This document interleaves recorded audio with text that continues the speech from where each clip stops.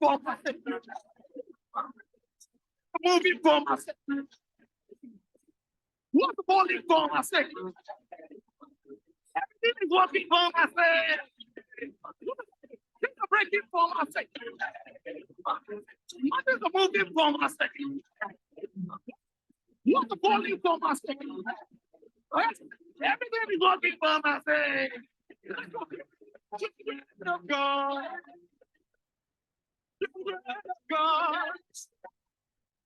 Children of God.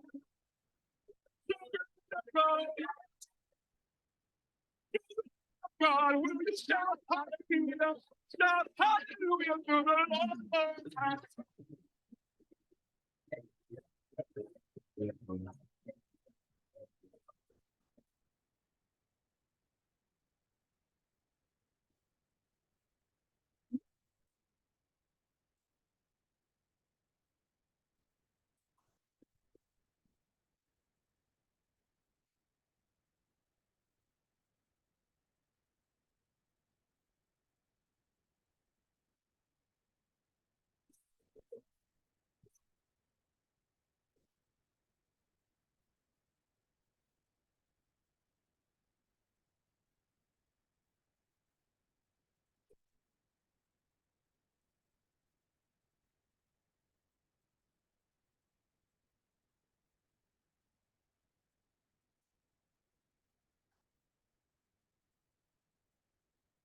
Everywhere. Everywhere. Victory everywhere. That's a breaking for myself. That's a moving for myself. What's falling for myself?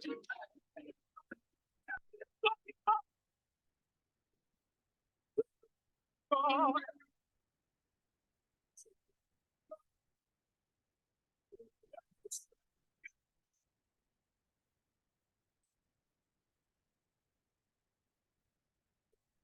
God, will you shout hallelujah? Shout hallelujah to the Lord.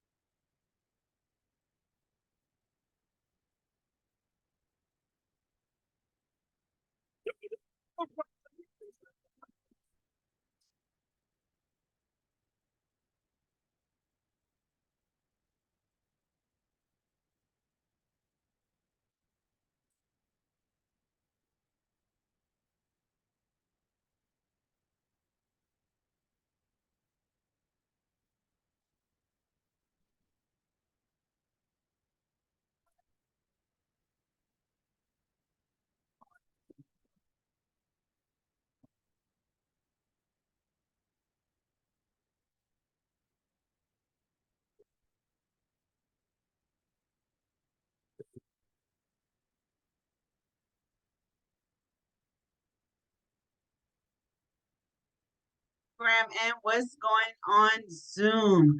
Guys, I am like so excited. Today was amazing. Guess what? I got my certification in CPR, first aid, AED. So I am officially certified to be a first responder. Hey, woo! Yes, yes, yes. And that's just only a portion of all the bunch of classes that I'm taking to complete the overall ultimate goal. And it has been an amazing journey, guys. It's been amazing, stressful, and all that above, but it's for a great cause. It is what we call in our class positive stress. Did y'all know there is positive stress? Positive stress. I'm gonna give you an example of positive stress. Positive stress is, say you're getting married and you're planning your wedding, and you got to get this ready. You got to buy your dress. You got to have your bridesmaids. You got to have everybody. And oh my God, it's stressing you out, but it's for a good cause. That is positive stress. So not all stress is bad stress. Okay. Now, if you stress about your bills being paid, then I can't tell you that's positive stress, because you got to pay them bills. You got to pay them bills.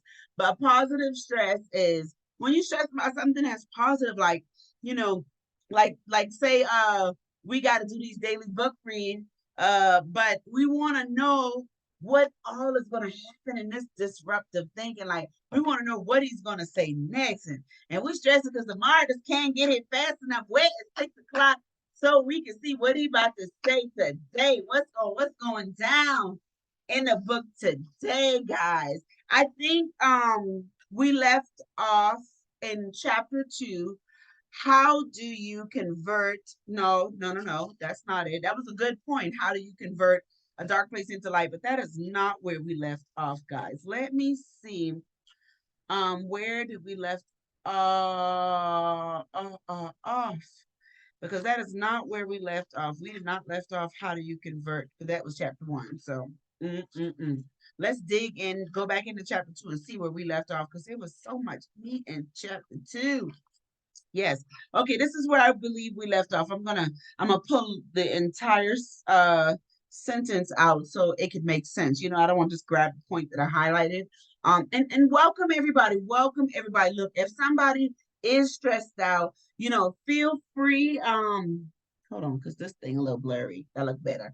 Feel free to reach out at WOD 2015 CAMP@gmail.com. Listen, give us your information. We will pray with you. We will help you walk through your steps. You are not alone. You do not have to be in this alone. But if you got some positive stress, go ahead and get it on. Be disruptive in your thinking, and just know that it is for a great cause. It is for a great cause. And so I would say my classes are positive stress. My classes are positive stress because at the end, I'm going to have victory. Even though sometimes these classes stress me out, I'm going to have greater victory. Every day that I pass a class, every day that I overcome an obstacle in these classes is positive stress for me, because I know that it's for a greater victory. So while a majority of the 398 companies surveyed have Dell as a core value, less than half of those surveyed have any accountability in place to promote the value expressed. So I believe that's where we left off at in chapter 2 on page 36. So we'll pick up on page 36. On page 36, the Dallas region is 17% Black, yet only 5% of executives in the Dallas region were Black. Hispanics make up 31% of the region, and just 9% of executive are Hispanic. Only 9% is Hispanic. Okay. Tax incentives at the local, state, and federal levels could help corporations to be further incentivized for DEI. Spiritual leaders who see the responsibility beyond sermonizing must break our silence and develop solutions to a global crisis that is eating at the underbelly of American dream.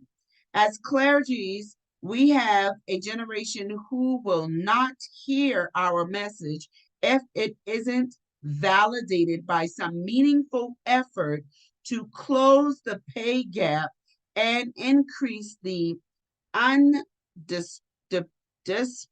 dispersation of marginalized groups and work alongside the many CEOs and elected officials who wants to close the pay gap, the opportunity gap, the digital divided, and the inevitable erosion of families. Economics remain the leading cause of divorce in this country. Not identify as I wouldn't though. Maybe instead of TV shows about cheaters, we should add a show about robbers of hope. All of this creates opportunity, but only you, the recipient of said opportunities, can turn opportunities into reformative change. So what he's saying is only you as a recipient, which is so true, can turn your opportunity into a informative change, turning your opportunity into informative change. And me and one of my leaders was just talking about, how some people don't see serving as an opportunity, but they just see it from a different point of view, and that's as to why they reject serving. But if you see it as an opportunity, you'll see it. You will step right into it without no question, because you look at it as a opportunity to embrace change, to make something happen. So your moment has arrived, that final straw showing you the disruptive thoughts that can turn this thing around. Your noun is here. Hashtag that. Your noun is here. You deserve fairness. Your earned peace, your merit fulfilled, the element you need for your transformation. This disruptive step you need to take are already inside of you. They are sitting there waiting. The only thing that can come out of you is what already in you, period. Hashtag that. The only thing that can come out of you is what already is in you. And the only way things get in you is you got to plant a seed. The Bible talks about the word of God being a seed. A seed. When you put some knowledge in you, that is a seed. Some people plant seed unwillingly into you, telling you you stupid, you're dumb, you're never going to be nothing. And you got to do the work to pluck that negative seed out and put some good seed into your grounds. Clear your grounds so you can put some seed into your grounds. And so the only thing that can come out of you is what's already in you. Everything that Moses became, he was. He was leading sheep around the desert. Then he ended up leading people. David was a shepherd boy turned king, finding off lions and bears, and then Goliath, and then the Philistines. But he was always a warrior, a tender warrior. Several years ago, my wife, Sarita, decided she wanted to go back to school. At the tender age of 61, she was maybe a semester and a half from finishing her college degree when she left school decades ago. When she told me her plans, my reaction could be summarized in one word: wow. We were exceedingly comfortable, had raised 5 successful children, and had seemingly everything we ever wanted. Why did she need that? But it was something she needed to prove to herself. How about that? Hashtag that. It was something she needed to prove to herself, not everybody else. A lot of people try to do things to prove to something to somebody else. But the question is, What are you willing to prove to yourself? To yourself. Forget what everybody else is saying. I call haters free promoters. They talk about you, they promote you for free. You didn't have to pay them for advertisement. You didn't have to pay them for marketing. They talk about your hair. They talk about your business. They talk about your life. They talk about your relationship. They talk about your children. They promoting you for free. Now, when somebody did not know who you were, because they're talking about you, now somebody knows who you are. So I love haters. I love them because they promote for free. I don't got to pay them. Marketing is expensive in companies, in your business. It costs a lot of money to pay for marketing. So they get to market you for free. All right. So, but it was something she needed to prove to herself. She stayed up until 4 a.m. nights after night doing homework. When she got her degree, we threw a big celebrating party and had a good time. She took that step because she wanted to change. I'm not here to see a goal for other people's lives. I'm here to show you how to obtain the goal you set for your own life. That right there is amazing. He there to show you how to attain the goal you set for your own life. What goals are you setting for your own life? Are you setting a goal because somebody else told you to do this? They told you, plan to meet with 5 clients so that you can become a millionaire. Or are you setting that goal because something you set for your own life, meaning it is in alignment with your call, your purpose, who you are as an individual, which will lead you to the wealth that God has given you power to get. But because see, guess what? If somebody tell us to set a goal and we don't have the passion for the thing that we're setting a goal for, or not motivated, we won't be motivated. If somebody tell me, that's like, all right, look at it like your parents. Go clean your room. If you ain't a person that like to clean your room, you ain't gonna be motivated to clean that room. And you're not gonna make that your top priority, and unless you got one of the mama that gonna tear your butt up. But you're not gonna make that your top priority. But if you somebody, who love a clean environment, that's gonna be a top priority, because I can't do nothing until I straighten this room up, because it being messy is just gonna mess with my mind. I gotta have the room clean, the space gotta be clean before I do what I need to do. So, he said, I am here to show you how to obtain the goal you set for your own lives. If you don't like the life you are living, you have the power to change it. Period. Period. It is inside of you. Fix it, apologize, say you're sorry, do whatever it takes. If you don't like it, be complete. Hold on, y'all. Be complex. Yeah, I will mess the word up in a minute. In the transformation you are praying for. Be competitive, probably. Hold on. Completed. We're gonna put that on the word list. Because TD Jakes be adding some words in it, y'all. I ain't ashamed to say, because I know I ain't perfect. It's all good. Neither are you. Recently, I found myself screaming at the TV screen as they were interviewing a guy who was saying he couldn't get out of his neighborhood. He was trapped. Wow. I know a lot of y'all I heard that statement. Man, I'm trapped. Trapped in this neighborhood. I'm trapped in the hood. That's not true. I yell. If it is poverty keep you there, you can be poor anywhere. You don't have to be poor and set over needles and bullets and guns.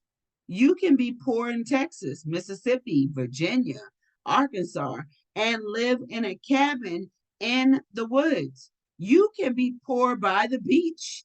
It's not about money, it's about choices. Hashtag that. It's not about money, it's about choices. Sometimes upward mobility begins with a change of environment. Sometimes upward mobility begins with a change of environment. If you don't like your life, stop waiting for somebody to come change it. Change it yourself. Change in the documentary. Waiting for Superman, renowned educator, uh, Griffey Canada, founder of the Harlan Children's Zone, recount how devastated he was as a child when he discovered that Superman, his favorite superhero, was a made up character and would not be coming to save him and his family from the dissolution of the South Bronx. So Canada decided his life. Oh God, he dedicated his life to uplifting children living in such condition. In the process, disrupting the educational orthodox belief that programs and schools couldn't significantly move the needle for poor urban kids. If you don't like your neighborhood, leave it. If you don't like your living room, paint it. I can't stress enough how strongly I feel about this. If you're miserable, change your life. In in our homes, in our families, people tolerate years and years of abuse and damage. They don't want to make any waves. They don't want to make any noise. They don't want to upset or disappoint anyone. Well, I disappoint them. Disappoint all them. Find your way through the fog because you can help anybody while you're bleeding yourself. Period. Period. Period. And guys, listen, like we say, it's all in your mind. Some people stay in abusive in certain situations because they think they don't have no other alternative, but you do have another alternative, and that may require a sacrifice, and you leave it. You might have to change your environment. You might have to pivot. And sometimes pivoting ain't always easy. It might throw you in a storm for a couple of months. You might have to go through being homeless for a little bit until you can find, you know, out how to process after you pivot. Because not only pivoting is the easy part, making the decision. I'm out of this. Bump this. I had enough. I ain't about to be in this no more. It's over.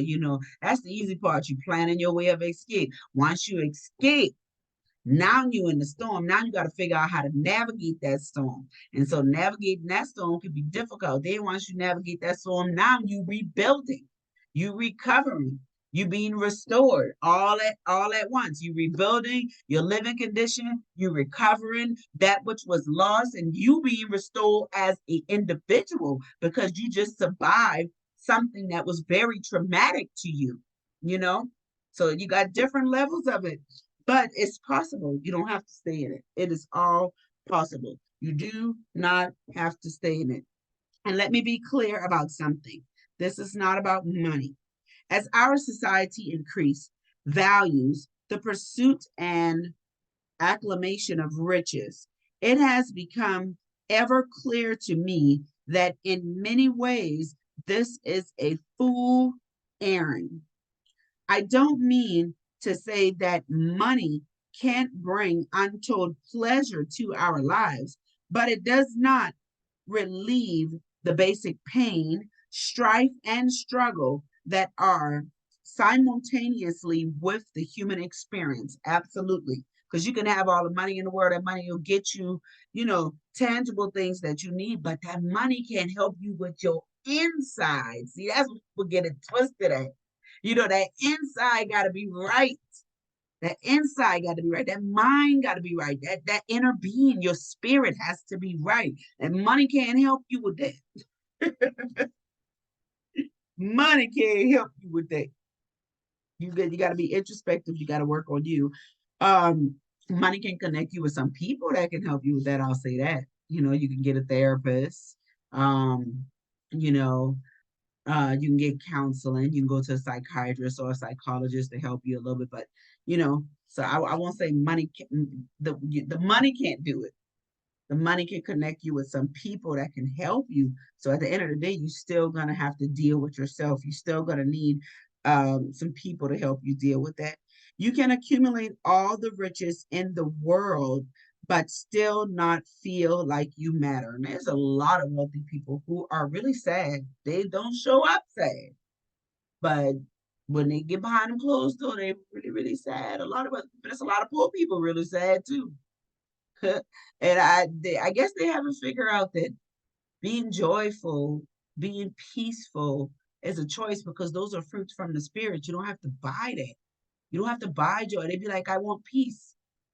Ask for it. It's a spiritual gift from God, and it's free.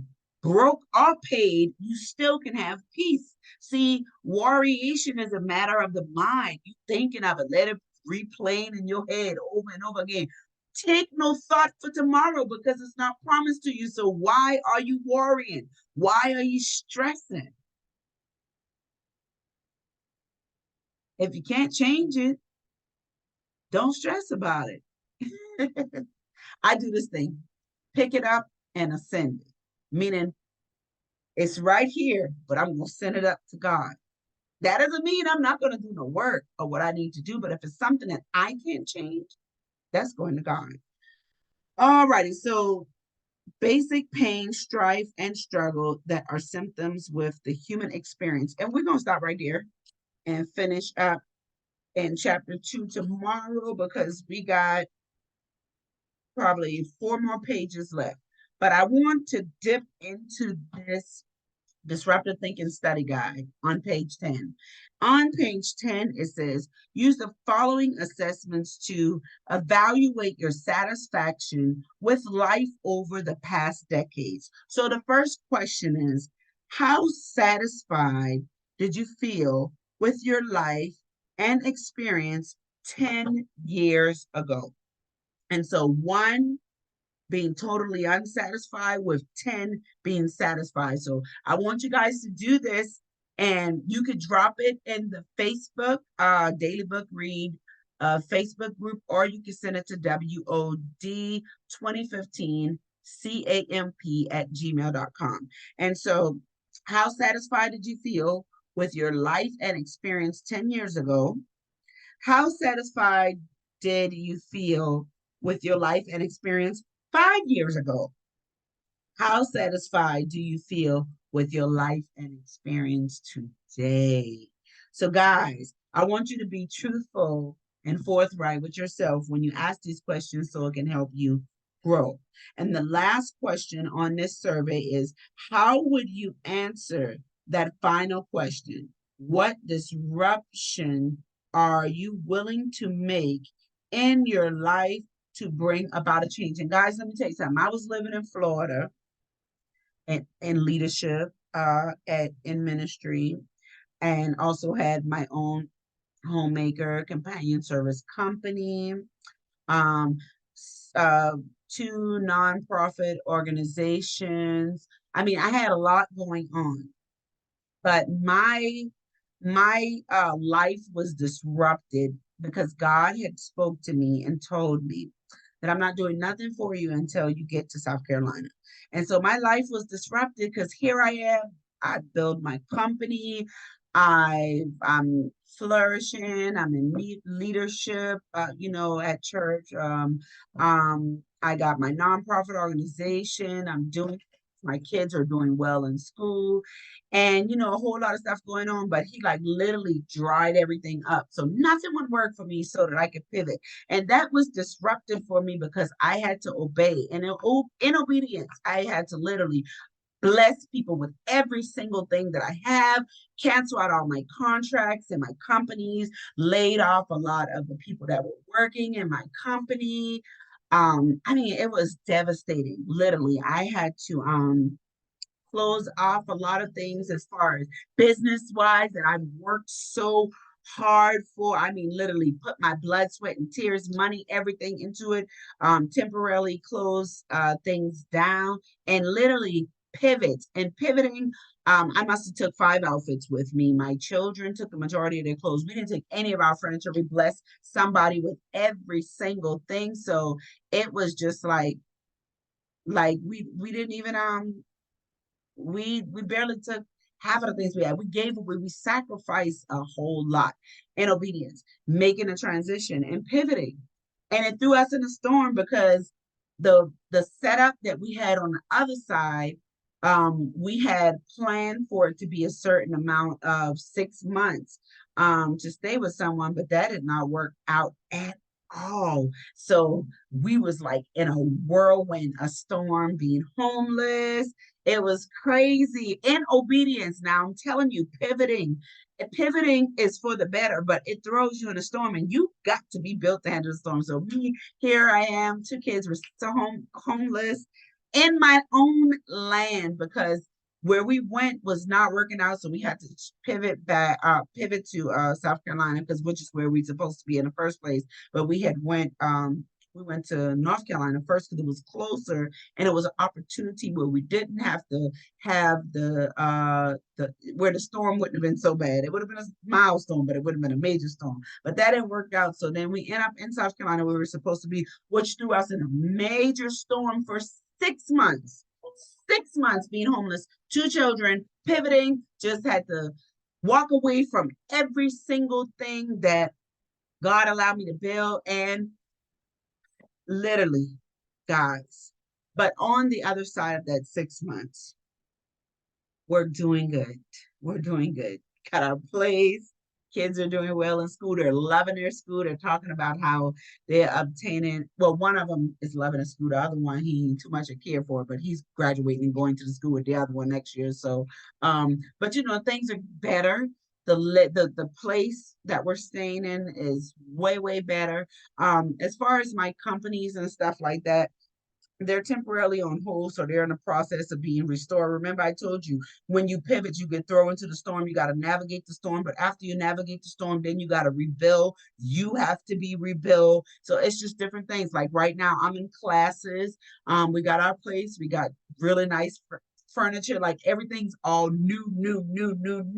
But we had to go through a 6 month storm before everything was restored, and we had to navigate that storm. Rejection, people you thought who would have your back would have your back, they didn't. It was just some crazy stuff. I can't talk about it all on this one live, but I will tell you, I was willing to take that risk.